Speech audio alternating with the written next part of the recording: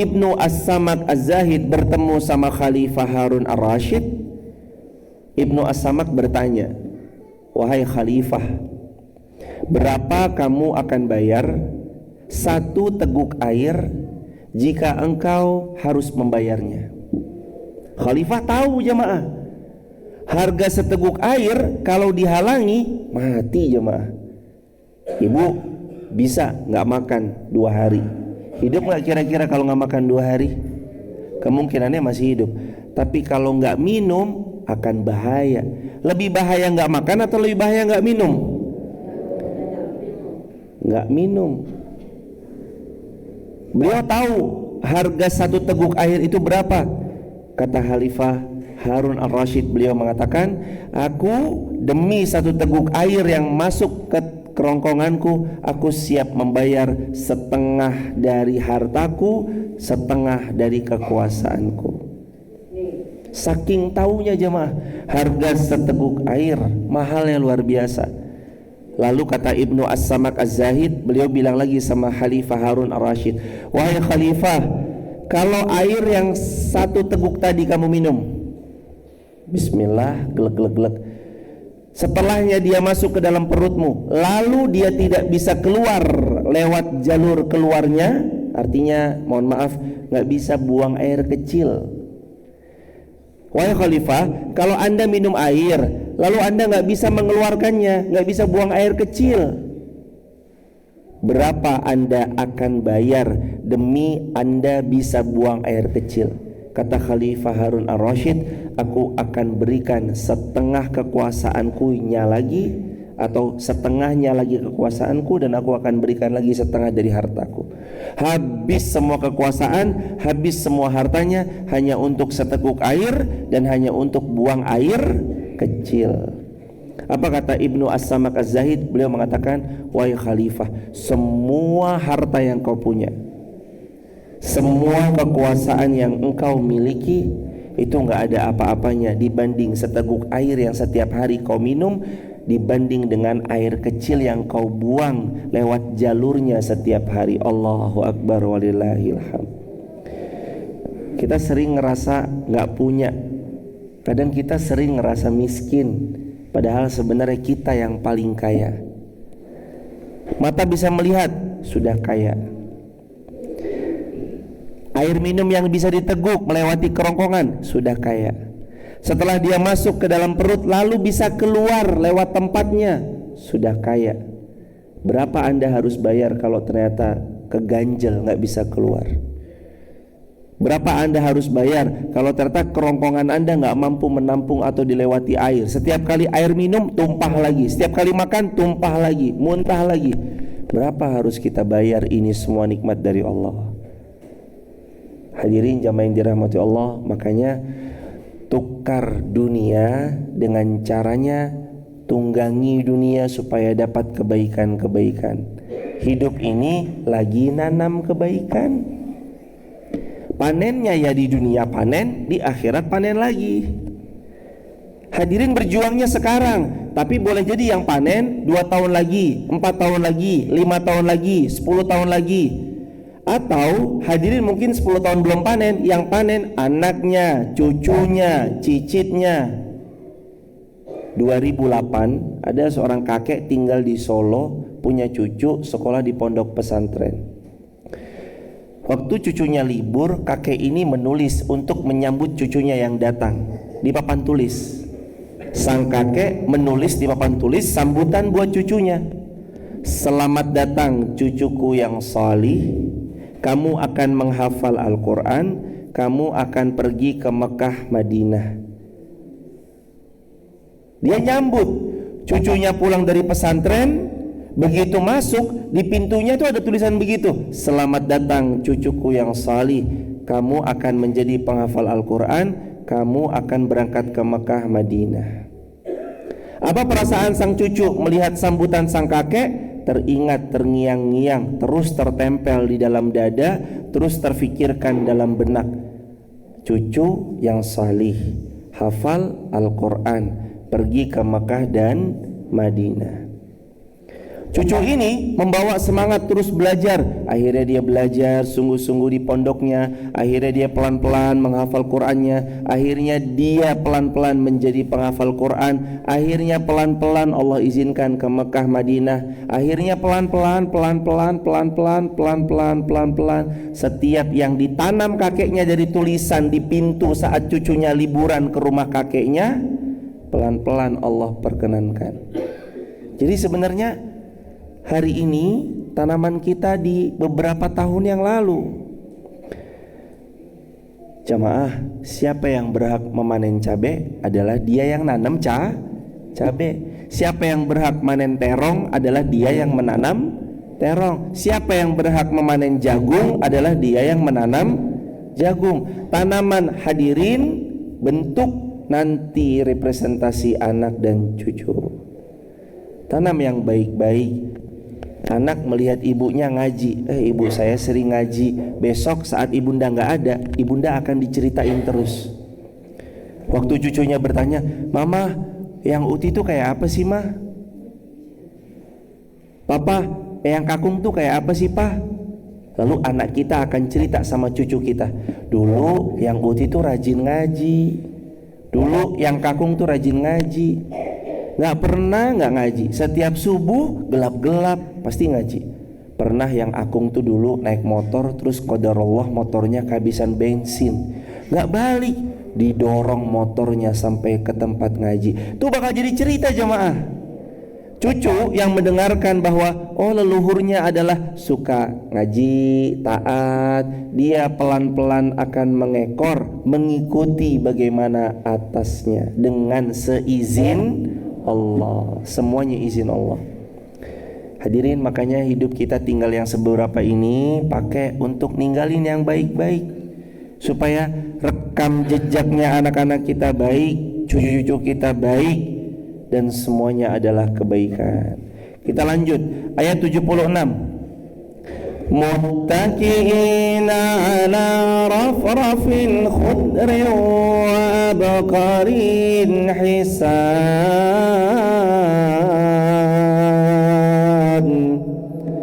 Nanti jamaah saat masuk syurganya Allah, Allah kabarkan di ayat ini, muttaqiina ala rafrafin khudrin. Kalian besok akan bersandar, bantal-bantalnya warnanya hijau. Jadi salah satu warna yang nanti ada di surga, warna apa hadirin? Hijau. Khudrin,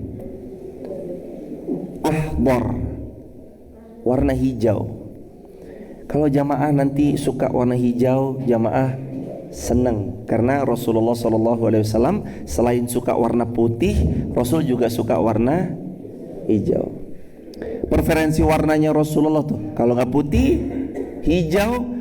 Tapi beberapa kesempatan Nabi juga pernah pakai warna merah tapi bergaris. Merah ada garis-garisnya. Warna itu juga ada dalam riwayat Jabir bin Samurah. Ketika Jabir menyaksikan Rasulullah SAW keluar daripada rumah beliau, beliau melihat bulan purnama. Terus Jabir bin Samurah mengatakan, aku melihat Rasulullah, aku melihat purnama. Kupandangi wajah Rasulullah, kupandangi purnama yang sedang bersinar. Kupandangi wajah Rasulullah, kupandangi lagi purnama yang sedang bersinar. Lalu kata Jabir bin Samurah, demi Allah wajah Rasulullah lebih indah, lebih tampan, lebih bersinar, lebih bercahaya daripada bulan purnama yang sedang bersinar. Saking mulianya Rasulullah Muhammad SAW. Ada sandaran-sandaran permadani, bantal-bantal warnanya hijau.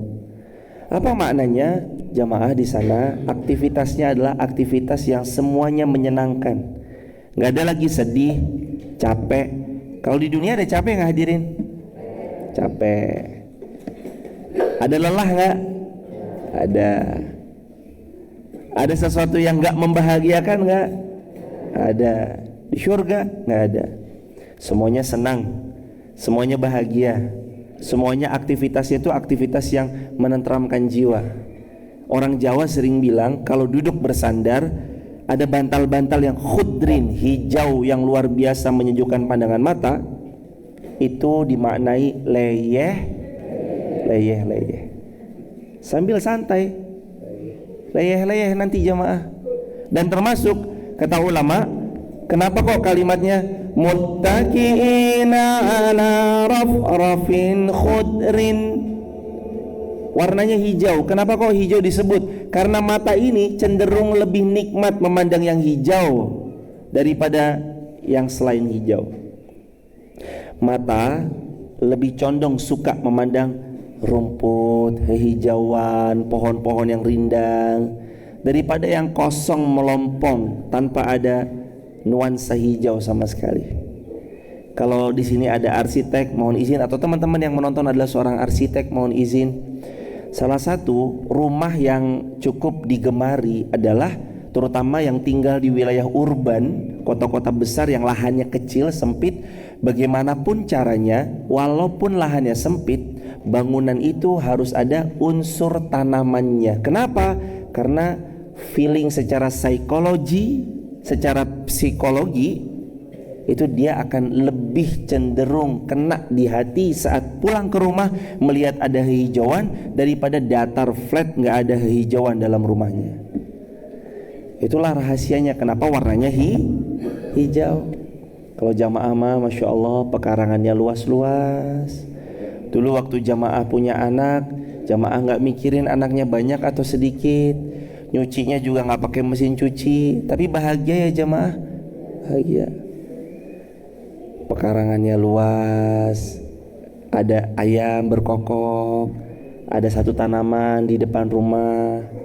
Insya Allah pelan-pelan satu sama lain nanti kita akan ulangi lagi di surganya Allah. Amin ya rabbal alamin. Fabi ayyi ala'i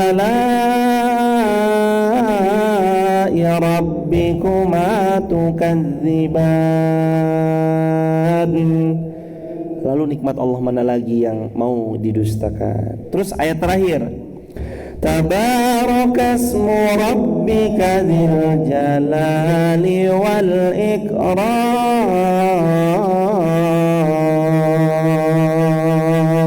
Maka sucikan nama Allah, zat yang maha agung, zat yang maha pemilik segala kemuliaan. Waktu An-Nabi SAW mendapati kemenangan-kemenangan ada dalam genggaman tangan kaum muslimin, Nabi itu selalu ngingetin jamaah. Salah satu yang Nabi ingatkan kepada semua kaum muslimin, nanti kalau dapat kemenangan, nanti kalau dapat nikmat, nanti kalau dapat kemudahan, ingat ya, tabarakasmu rabbik. Agungkan, sering-sering menyebut namanya Allah.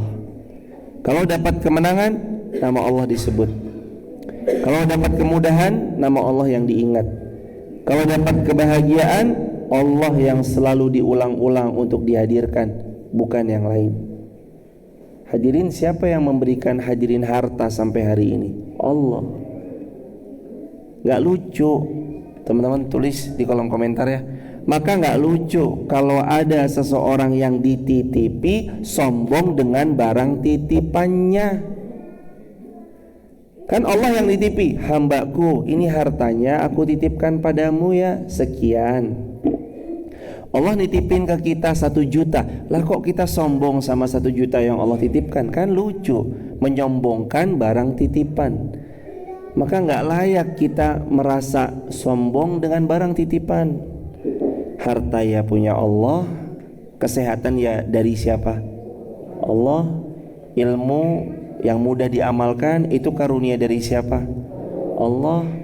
Hadirin hari ini punya suami, punya anak-anak, hidup berbahagia, itu siapa yang kasih? Allah. Apa urusannya jamaah cuma duduk sama suami bersebelahan, lalu terus kemudian jamaah ibadah dalam perihal ranjang, Allah karuniai anak. Itu kan gak ada peran Anda sama sekali kecuali Allah yang mengizinkan. Lalu terus kemudian Anda mengandung 9 bulan 10 hari lalu kemudian melahirkan, itu perannya Allah. Ada yang udah lama tapi belum dikaruniai. Mereka nikah 10 tahun, 15 tahun, 20 tahun tapi belum dikaruniai anak. Berarti kan bukan cuma sekedar peran suami istri lalu pergi masuk ke dalam kamar aja, tapi ada peran karena atas pertolongan Allah dikaruniai keturunan. Keturunan Allah dikasih cucu, atas karunia Allah dikasih cicit. Itu karunia Allah. Tabarakasmu rabbika dzil jalali wal ikram.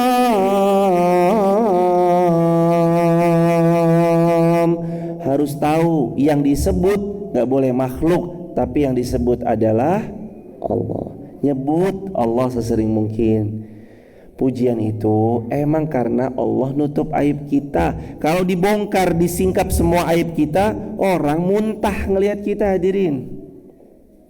Maka ayo murniin yuk jamaah yuk karena Allah. Murnikan semata ibadah karena Allah. Ngajinya kita karena siapa? Sholatnya kita karena siapa? Jamaah, analogi ya. Ini jamaah bakalan dikasih susu sapi murni. Satu orang dapat 5 liter per hari. Susu sapi murni dari sapi yang paling bahagia, sapi-sapi terbaik dari negeri yang jauh di sana. Susu sapi murni per orang 5 liter dikasih gratis cuma-cuma. Kira-kira pada mau atau enggak?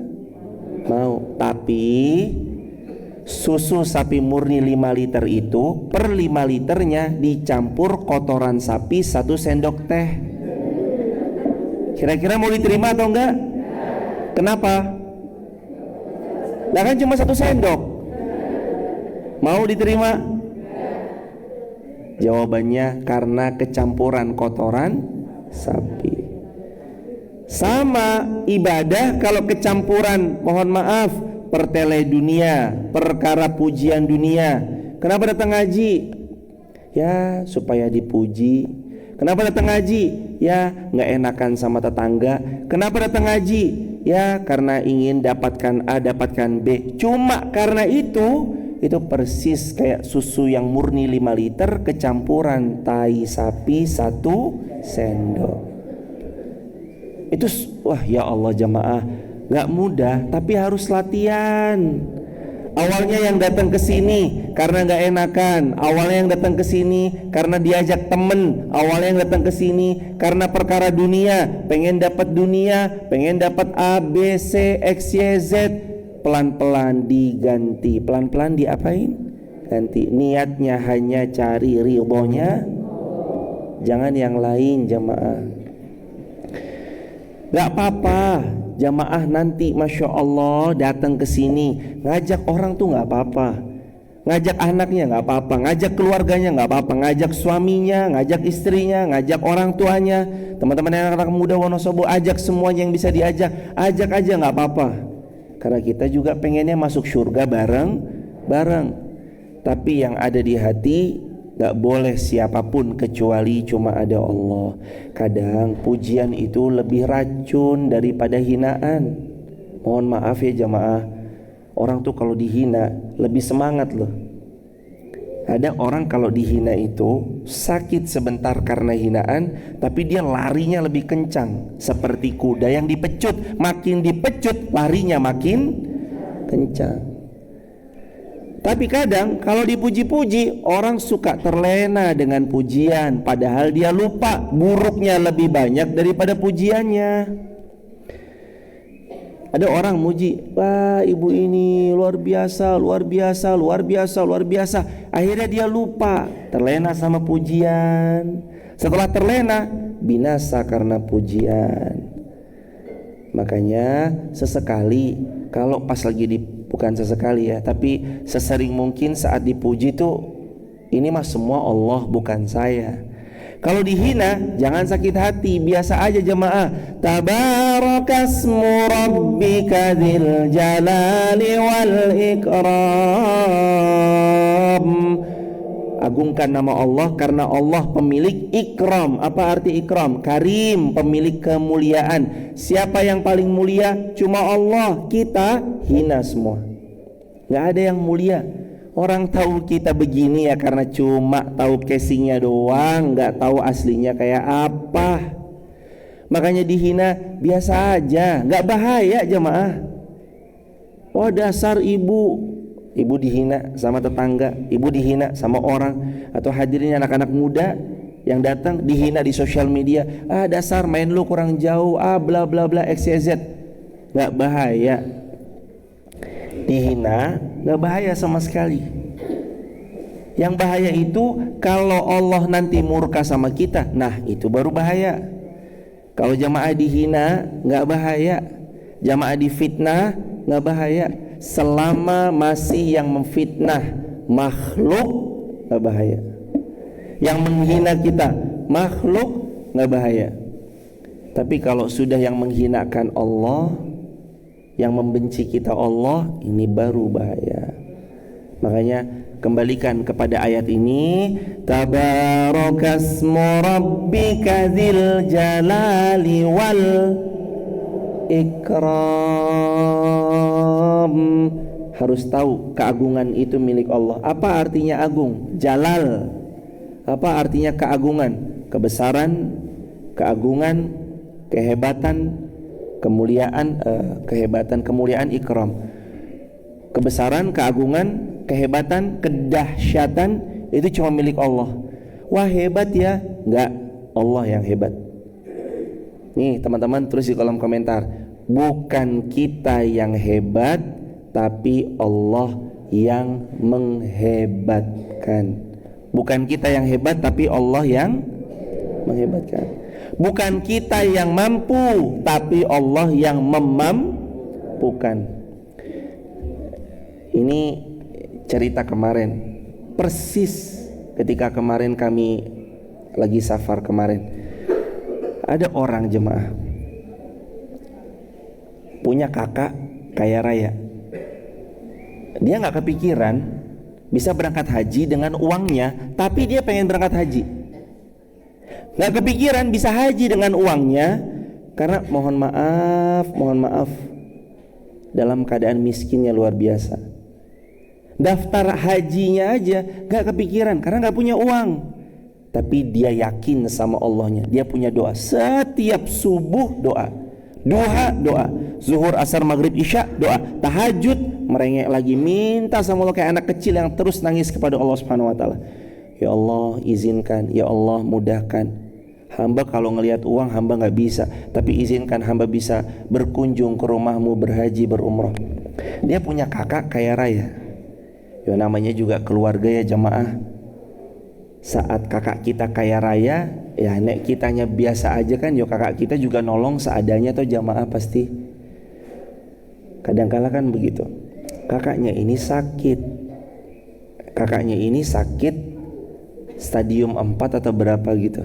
Lalu kakaknya ini bilang, berazam sama suaminya, Mas, kalau sakit saya sembuh, maka saya nazar kita berangkatkan haji sekeluarga besar.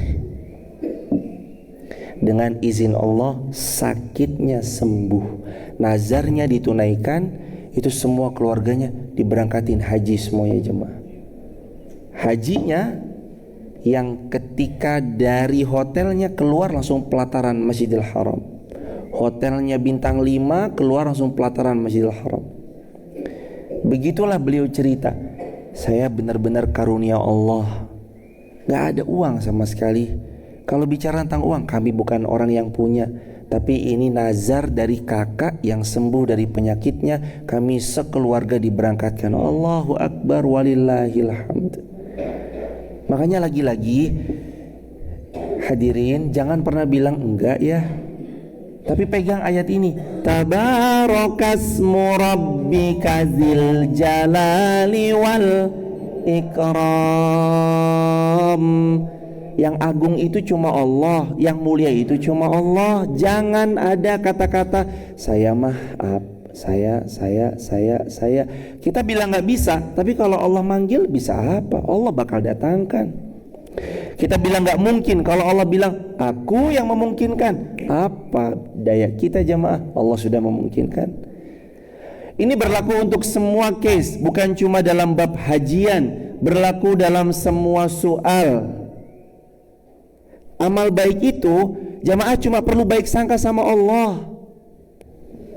Emang dulu dikira kita punya uang berapa banyaknya terus untuk kita sama-sama ada di sini, kita duduk di sini, kita masuk ke masjid ini. Emang dulu pernah membayangkan harus punya sekian? Nggak ada. Modalnya apa? Bismillahirrahmanirrahim. ada Allah, Allah menemani, Allah membersamai. Gak mungkin gak Allah bantu. Allah pasti menunjukkan jalan-jalannya. Allah pasti mengirim tangan-tangan terbaik untuk membersamai sampai selesai dengan izin Allah.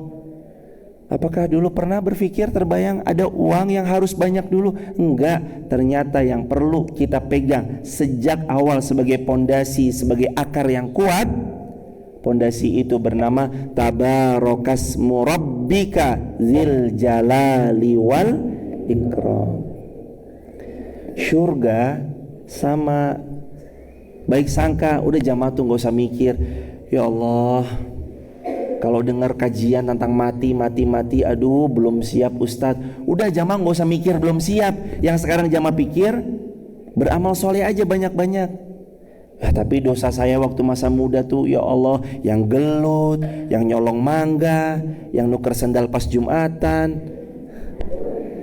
Aduh, nek dipikir dosa saya waktu muda, yang inilah, yang itulah, kayaknya mah gak pantas.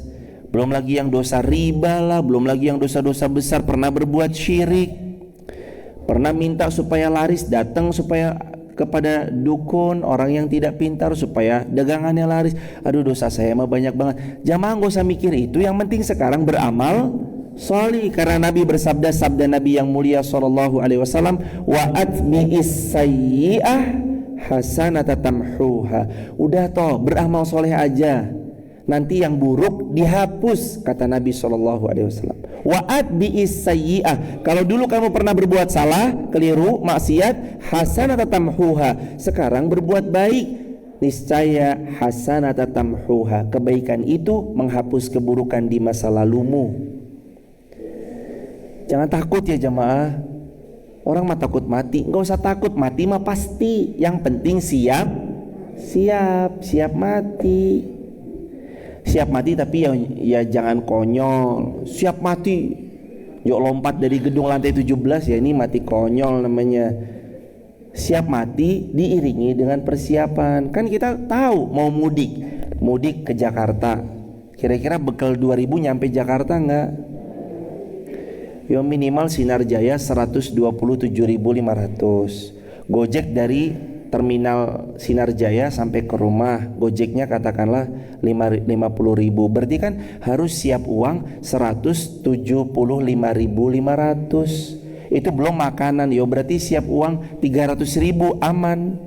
Belum lagi ketika nanti ke kamar mandi bayar 2.000. Yo 300.000 lah aman, udah plus kamar mandi ya makan.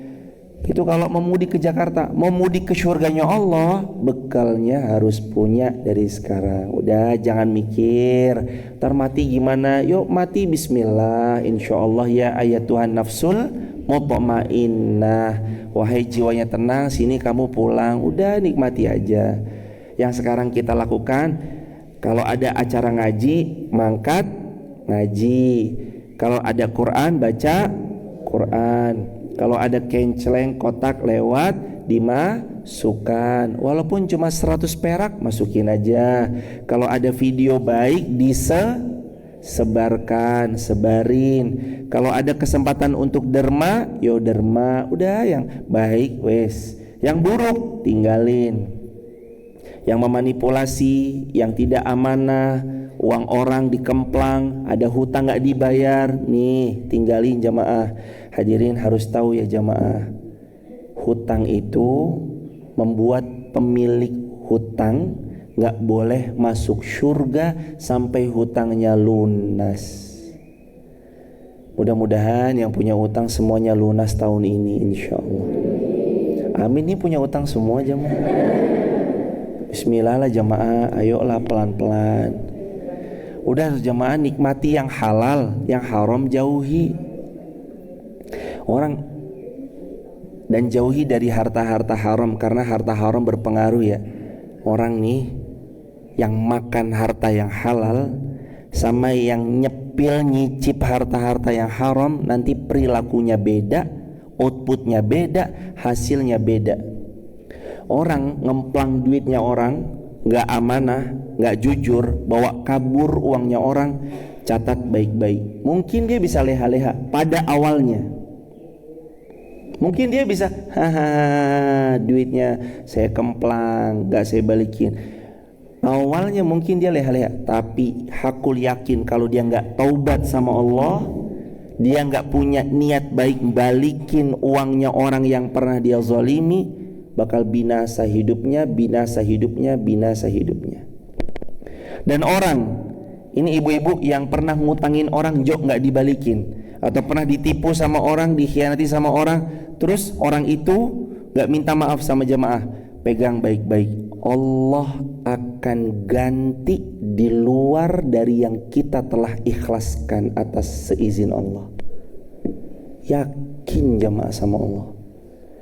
Ini bukan isapan jempol belaka, tapi saya yakin jamaah sudah pernah merasakannya. Saat ditipu, penipunya belangsak.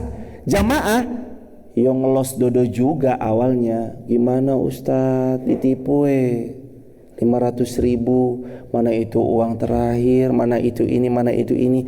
Awalnya yo nyesek Anda kena tipu, tapi yakin dia yang menipu bakal belangsak kalau nggak taubat. Dan jamaah yang pernah kena tipu sama dia, awalnya mungkin sakit sebentar, tapi besok seperti dihempas bola, dihempas ke lantai. Pertamanya sakitnya mak plek. Saat bola itu kebentur lantai sakit, tapi sesudahnya memantul lebih tinggi. Itu rumusnya. Asalkan satu, tabarokasmu rabbika dzil jalali wal ikram. Yang diagungkan Allah aja, jangan yang lain. Jamaah, bismillah, pelan-pelan. Ini udah jam 6 ya, gak kerasa. Pelan-pelan saya ngajak diri saya, keluarga saya, dan kita bersama-sama, ayo yuk jamaah, mulai benahi pelan-pelan hati. Urusan hati ini urusan yang paling membuat orang tergelincir. Sabda Nabi, kalau dia riya beramal, habitat a'maluhum, hapus semua amalannya seperti api yang memakan kayu bakar. Makanya fokusnya karena Allah, jangan yang lain. Di hati harus cuma ada Allah. Di hati cuma ada siapa? Jangan yang lain. Ini susah ya, tapi bisa. Ini gak mudah, tapi insya Allah pelan-pelan bisa. Ayahanda, ibunda, juga jamaah TikTok, YouTube, Instagram, kami keluarga besar Masjid Muhammad Al-Fatih bersyukur kepada Allah, lalu kemudian berterima kasih kepada ayahanda, ibunda yang selalu membersamai. Atas pertolongan Allah sudah berjalan hari keempat santri santriwati SD Hafiz Quran Masjid Muhammad Al-Fatih. Kelasnya di mana? Di sini kelasnya, alhamdulillah. Nanti tahun depan kelasnya sudah disiapkan. Di mana? Itu tanah yang ada di belakang situ yang sudah dimerahkan, itu akan dibuat lokal-lokal kelas dan UKS.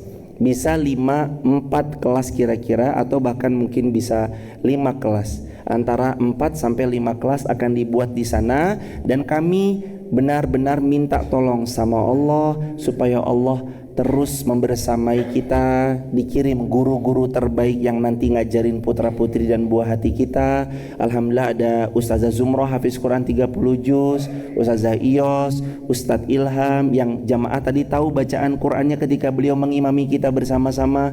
Dan nanti insya Allah kita langsung mulai buka angkatan kedua untuk tahun depan.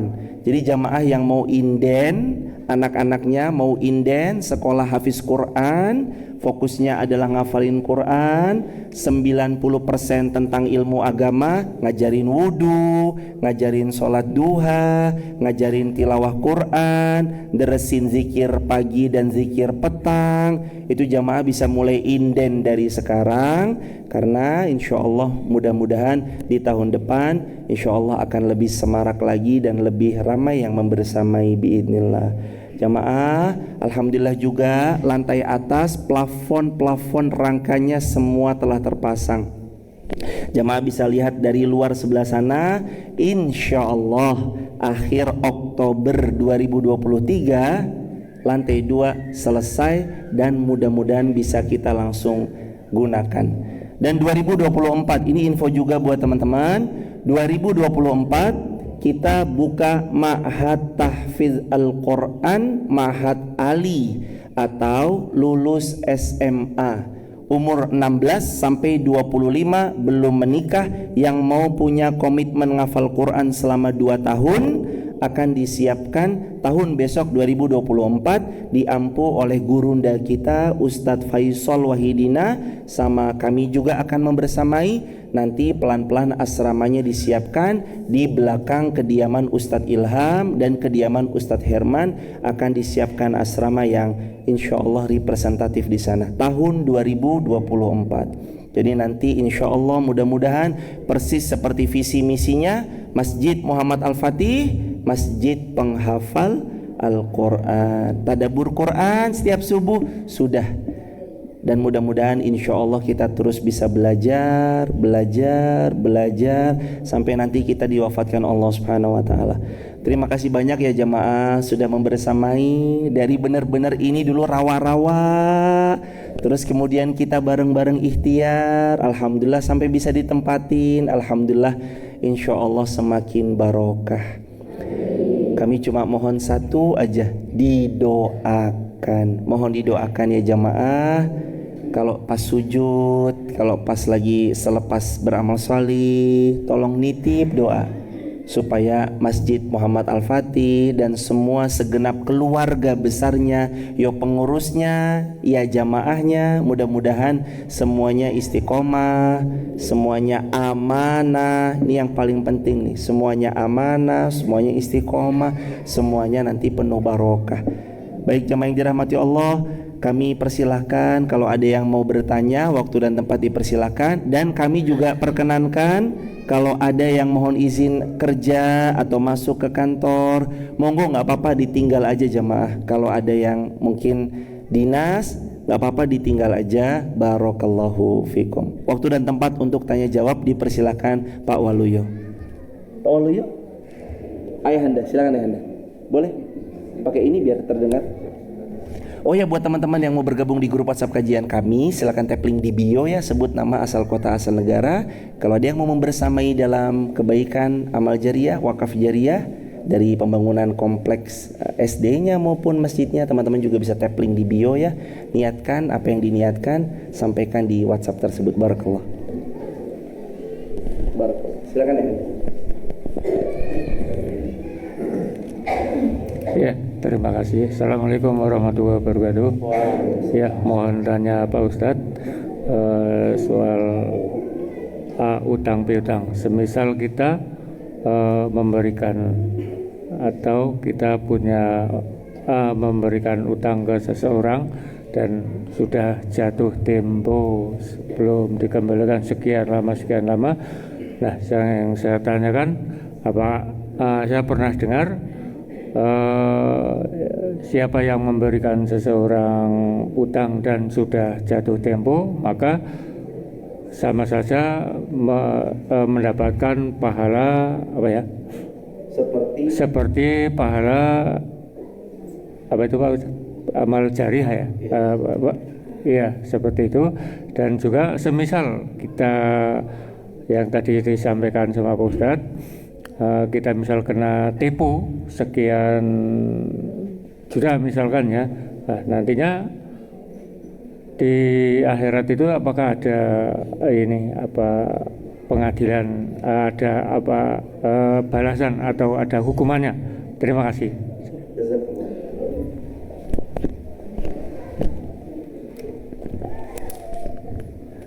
Jazakumullah khairan jazaa ya Anda, semoga dimuliakan Allah sekeluarga besar dan seluruh kaum muslimin dimuliakan Allah selalu. Yang pertama, pertanyaan beliau, apakah benar kalau kita menghutangi orang kita panen pahalanya?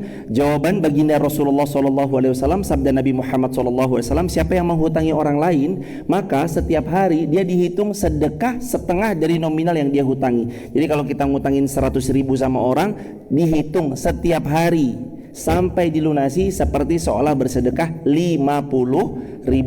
Riwayat pertama. Riwayat kedua, sabda Nabi Muhammad SAW, siapa yang menghutangi orang lain, dia dihitung seperti nominal hutangnya, sedekah seperti itu. Berarti bukan 50.000 tapi 100.000. Riwayat ketiga, Karena riwayat hutang ini cukup lumayan banyak. Sabda Nabi Muhammad SAW, siapa yang menghutangi orang lain dihitung 2 kali lipat dari jumlah yang dia hutangi pada orang. Iya. Nah, bila ikhlas, betul ibunda, bila ikhlas, maka saat dia menghutangi, dia dihitung 2 kali lipat daripada yang dia hutangi. Itu terus setiap hari tuh. Sampai kapan? Rasulullah menjawab, sampai hutangnya terlunasi. Ini istimewanya yang menghutangi. Yang kedua, bagaimana tentang kita pernah tertipu? Apakah itu ada hisabnya? Tentu saja. Allah Subhanahu wa taala berfirman, "Tsumma latus'aluna yauma idzin 'anin na'im." Besok semuanya ditanya, detil demi detil apa yang dia lakukan. Termasuk pernah menipu orang, enggak amanah, menilep uangnya orang, berkhianat, udah dikasih kepercayaan terus berkhianat, dan segala macam yang berkaitan tentang itu. Allah akan pintai pertanggungjawaban. Makanya tadi saya bilang, kecuali kalau dia bertaubat. Taubat pun ada 2. Kalau taubat urusannya sama Allah, cukup astagfirullah wa atubu ilaih, selesai. Kalau urusannya sama Allah. Kalau urusannya sama makhluk, nggak akan pernah diampuni Allah kecuali dia harus menyelesaikan urusannya sama makhluk. Jadi kalau punya hutang, selesaikan hutangnya sama orang yang pernah dia pinjam. Kalau dia menipu, balikin orang yang dia tipu. Kalau misalkan dia pernah ngemplang duitnya orang, harus dikembalikan duit orang yang pernah dia kemplang.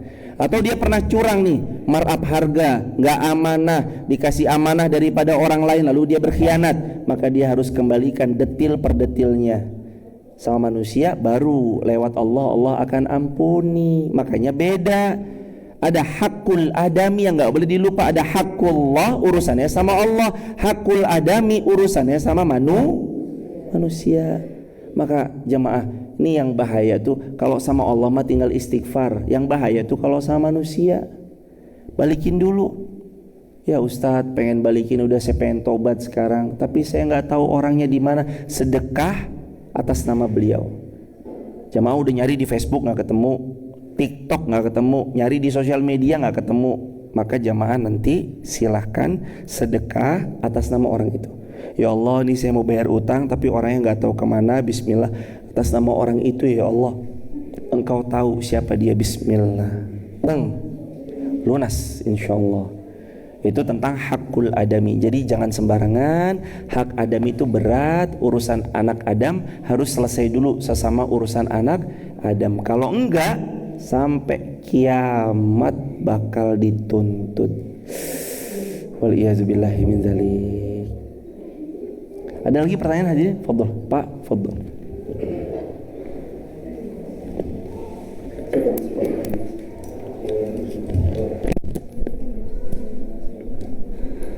Assalamualaikum warahmatullahi wabarakatuh.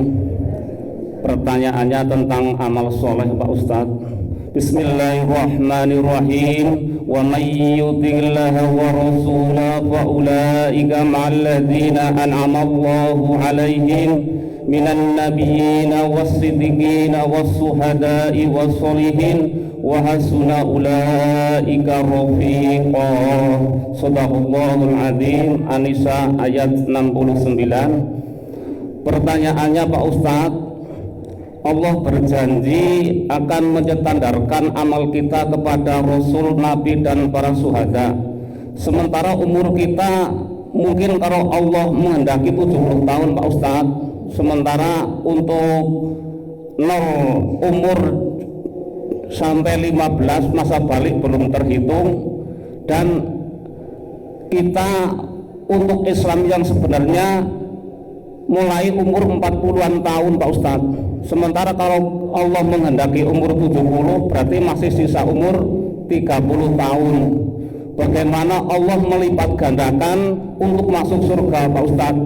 Mohon penjelasan. Saya akhiri, wa qul rabbi adkhilni mudkhala sidqi wa ahrijni mukhraja sidqi waj'alni min ladunka sultanan nasira. Wassalamualaikum warahmatullahi wabarakatuh. Jazakumullah khairal jaza. Pak Waluyo sekeluarga semoga semakin dimuliakan Allah. Jamaah maaf dimuliakan Allah, dan seluruh kaum muslimin dimuliakan Allah. Gimana caranya umur yang terbatas mengizinkan dengan pertolongan Allah kita duduk di surganya Allah. Caranya, sabda Rasulullah sallallahu alaihi wasallam, Nabi pernah menukil kalimat Al-Quran, ayat Al-Quran surah Al-An'am ayat 160. Ma jaa bil hasanah falahu asyru amsalihha. Siapa yang berbuat baik satu, Allah balas minimal 10 kali lipat. Lipatan itu yang membuat kita nanti insya Allah perlahan pantas duduk di surganya Allah. Belum lagi sabda Nabi SAW yang lain, sab'i mi'ati di'fin, 700 kali lipat Allah balas, au at'afin katsira, atau tak terhingga. Belum lagi hadiah-hadiah dari Allah yang seperti malam Qadar atau Lailatul Qadar yang lebih baik daripada 1000 bulan. Belum lagi jamaah, Nabi pernah bersabda, sungguh kalian wahai umatku setara atau lebih dari 70 umat-umat sebelum kita. Jadi kualitasnya umatnya Nabi Muhammad itu 70 kali lipat lebih baik daripada umat-umat sebelum Nabi Muhammad sallallahu alaihi wasallam. Dengan cara itu, wasilah itu, insya Allah jamaah yang dirahmati Allah, menjadikan kita hamba-hamba Allah yang pantas masuk surganya Allah Subhanahu wa taala. Amin ya rabbal alamin. Sehat terus jemaah. Terima kasih sudah meluangkan waktunya. Mohon disalamkan untuk keluarga. Kami titip salam untuk keluarga dan jamaah juga, mohon juga disampaikan kepada yang lain kalau ada yang mau inden untuk belajar bareng di SD Hafiz Quran SHQ MAF di Muhammad Al-Fatih, disampaikan aja. Tapi kalau nggak ada biayanya gimana Ustadz? Nggak usah mikirin tentang kalau memang tidak punya biayanya, datang saja, sampaikan saja, asalkan benar tulus, jujur, tapi ingin anaknya belajar. Mudah-mudahan jadi jariyah. Nanti masjid mudah-mudahan juga terus membersamai insya Allah. Kita akhiri dengan doa bersama-sama. Nastaghfirullah wa natubu ilaihi. Allahumma sholli ala Muhammad wa ali Muhammad. Allahumma rabban nas adhibil ba'sa ishfi wa anta syafi la shifaan illa shifauka shifaan la yughadiru saqama. Ya Allah, sembuhkan guru-guru kami yang sedang sakit. Ya Allah, angkat penyakit beliau, sehatkan beliau supaya beliau terus bisa membersamai kami dengan ilmu-ilmu beliau.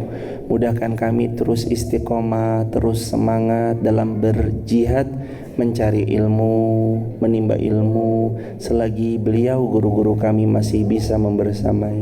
Ya Allah, karuniai kami hati yang lapang, dada yang lebar untuk menerima sepahit apapun kenyataan yang akan terjadi. Sekelam apapun kami di masa lalu, ampuni dosa-dosa kami. Seburuk apapun kami di masa lalu, maafkan semua keburukan kami. Ya Allah, jadikan keluarga kami sakinah, mawaddah warahmah. Anak cucu keturunan kami sampai hari kiamat menjadi keturunan yang salih salihah, menjadi keturunan yang dekat dengan Engkau, dicintai oleh-Mu, dirahmati oleh-Mu. Karuniai kami hidup tenang ya Allah, tidak banyak drama, hidup yang penuh dengan kebaikan. Kirim untuk kami orang-orang yang baik, circle-circle yang baik. Izinkan kami terus dibersamai oleh orang-orang yang ikhlas, tulus, hanya mencari ridho-Mu semata ya Allah. Bersihkan hati kami dari iri, dengki, riya, sum'ah, merasa lebih daripada yang lain, merasa ingin dipuji, merasa penyakit merasa dan penyakit merasa. Hilangkan jauh-jauh dari hati kami ya Allah.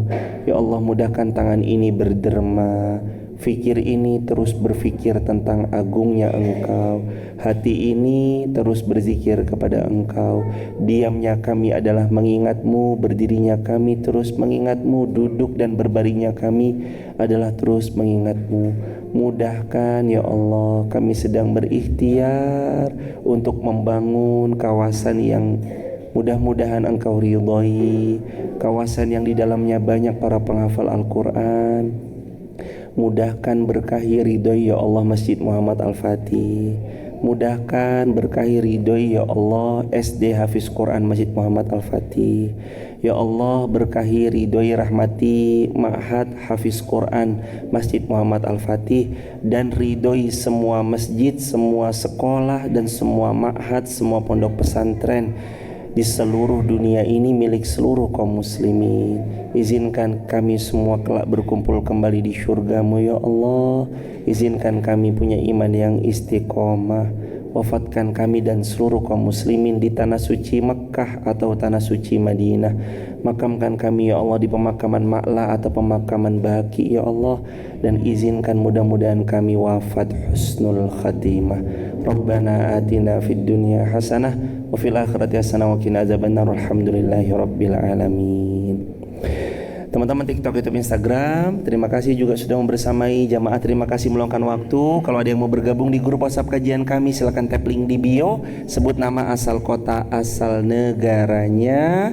Salam takzim keluarga di rumah. Kita akhiri dengan hamdalah. Alhamdulillahirabbil alamin. Kafaratul majlis. Subhanakallahumma bihamdika asyhadu an la ilaha illa anta astaghfiruka wa atubu ilaik. Assalamualaikum warahmatullahi wabarakatuh. Oh ya, buat teman-teman, Mas jangan dimatiin dulu boleh? Oh ya, buat teman-teman, kalau ada yang mau membersamai dalam peluang amal jariah, membangun masjid, membangun pondok pesantren, membangun ruang-ruang kelas untuk SD Hafiz Quran, teman-teman bisa tap link di bio ya, sebut nama, asal kota, asal negaranya. Tanahnya sudah disiapkan, insya Allah per hari ini, bahkan per kemarin sudah mulai disiapkan, akan segera dibangun ruang kelas untuk SD Hafiz Quran Muhammad Al-Fatih. SHQ, maaf, Sekolah Hafiz Quran Masjid Muhammad Al-Fatih. Barakallahu fikum. Salam keluarga di rumah. Barakallahu. Assalamualaikum warahmatullahi wabarakatuh.